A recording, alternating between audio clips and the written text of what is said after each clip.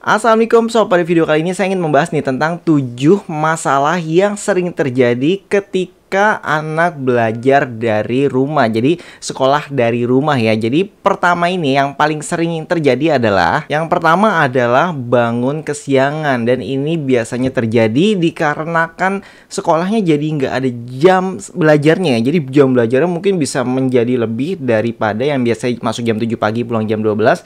Ini menjadi tidak ada waktunya lagi. Jadi waktunya seperti unlimited gitu ya, seharian bahkan sampai malam ngerjain tugasnya.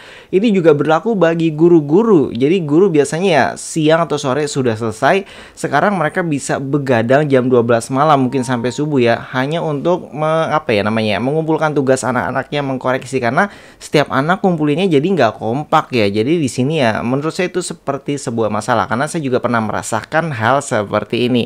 Oke, kita lanjut lagi ke nomor 2. Di posisi nomor 2 ini benar-benar membuat keluarganya ikut pusing, karena emaknya jadi guru atau ibunya jadi guru, terus kemudian bapaknya juga jadi guru ya, guru dadakan, terus adik dan kakaknya ya, itu semua ibaratnya bisa bekerja sama untuk mengerjakan tugas anaknya yang masih di sekolah. Apalagi kalau anaknya banyak dan kelasnya beda-beda, ada kelas 1, 3, 5 gitu ya.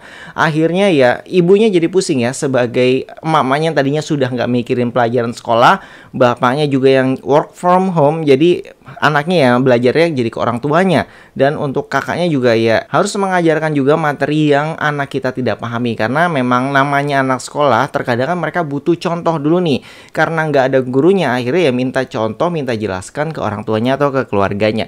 Dan ini menurut saya ya bisa menjadi kedekatan juga, dan bisa juga menjadi sebuah problema baru ya, karena di saat saya pribadi yang ditanya itu sudah lupa gitu ya, ibaratnya rumusnya apa, ini seperti apa, udah lupa. Jadi kita harus googling lagi nih, jadi belajarnya sama Mbah Google juga.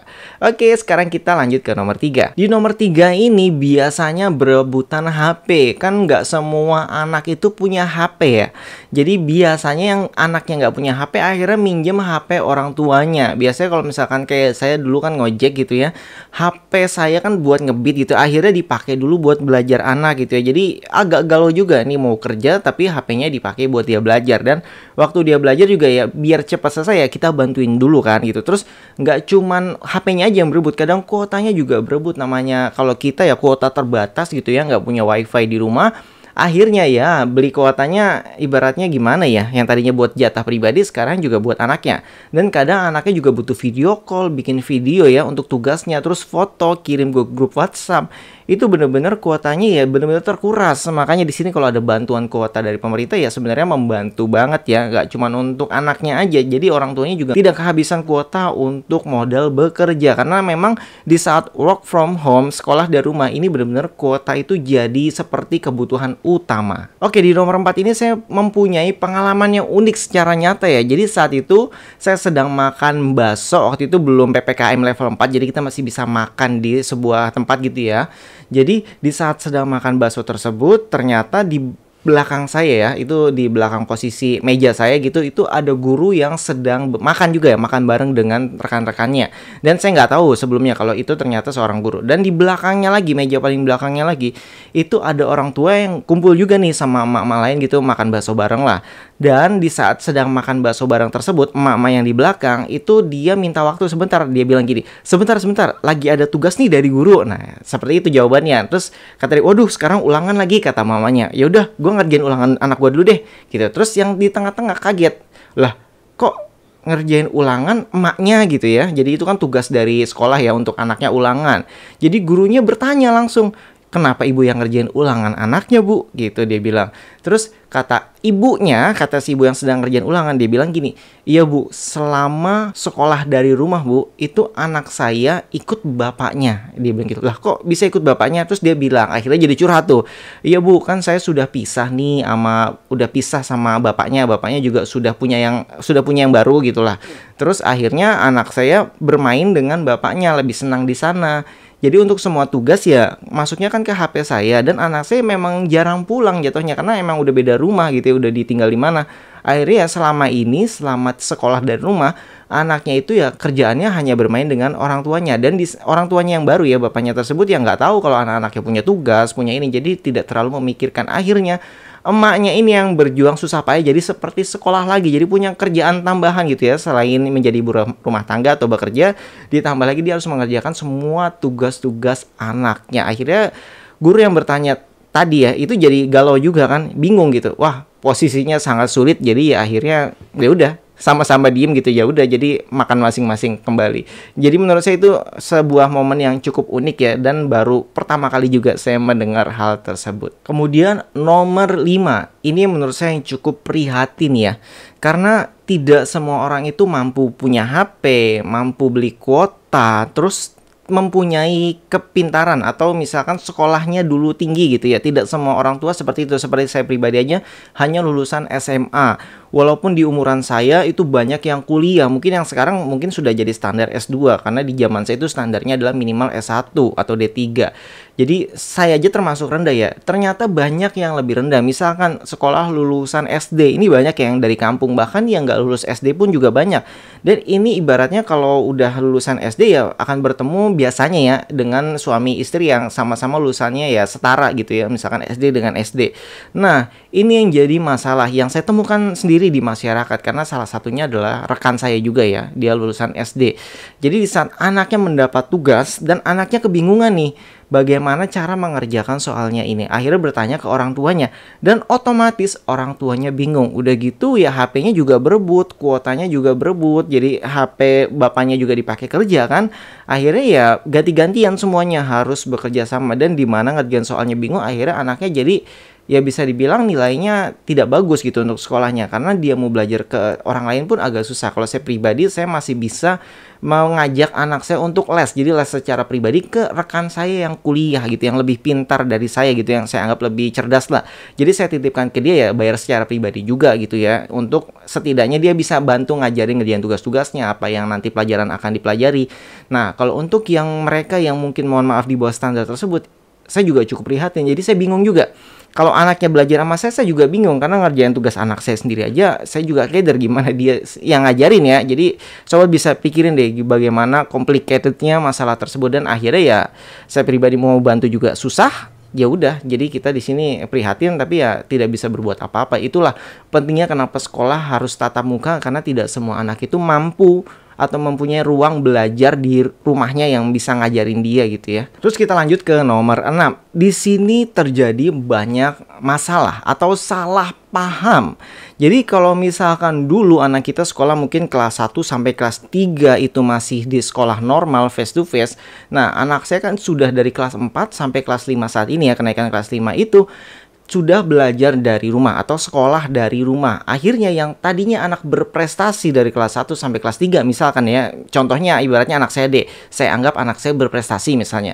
Jadi ini dari pengalaman pribadi juga ya, di saat kelas 4 oke, nilainya masih bagus karena mungkin wali kelasnya masih sama.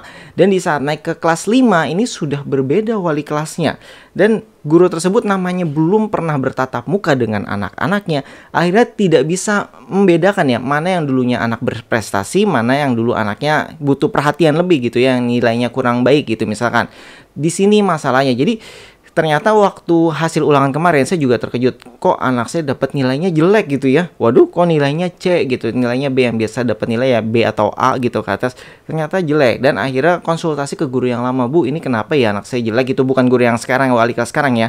Nah dari situ oke, jadi kita mulai mengklarifikasi semua deh. Jadi kita mulai berdiskusi, jadi nggak cuma peran anaknya aja ya, karena kan WhatsApp yang untuk sekolah itu kan juga dipegang oleh orang tuanya. Jadi orang tuanya juga berdiskusi gitu, Bu ini bagaimana cara memperbaiki nilai anak saya yang jelek, karena biasanya nilai anak saya itu biasanya A gitu ya, paling kecil B.